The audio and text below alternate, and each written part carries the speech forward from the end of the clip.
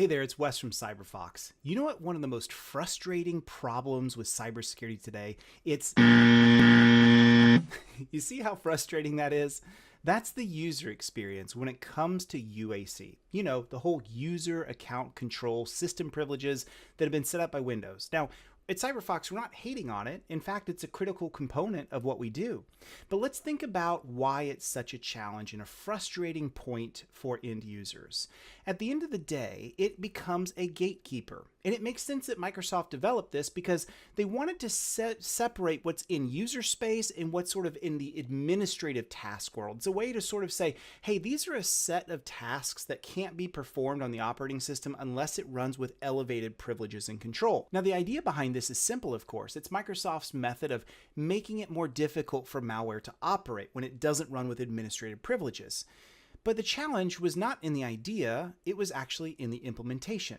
Because the idea behind UAC is such that before this process can go and run with the admin privileges it needs, we're going to put a checkup. And we're going to have the user be the one that goes and decides, should this run with administrative privilege or not?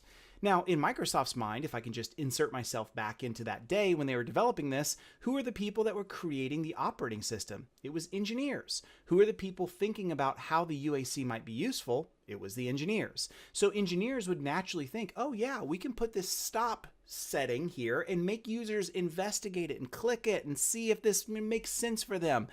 In reality, the 99 percentile of users are not technical. So when UAC comes up in front of them, all they see it as is, guess what? Literally a task in front of them that gets in their way. And they're not going to have the capability or the education, the insights, nor the time to go and research all of this and say, well, does this make sense or does it not? Should I click on this or should I not? What we've basically done here, my friends, is we've turned UAC into Pavlov.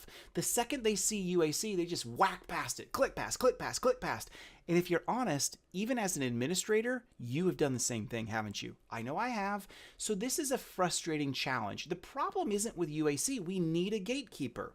The way Linux does this is hard-coded privileges that the user can't bypass. The way Windows has done this is let the user decide. That's a much more friendly way to go, but it doesn't really add much to security, does it? Enter CyberFox. This is what we do. We actually leverage the UAC failures in its implementation as a strength. What we do at CyberFox is before UAC can operate, we're going to go and look at policy. And we're going to say, is there policy that exists that allows this action to happen? If it does, then we will pass over to UAC the privileges necessary to accomplish that task.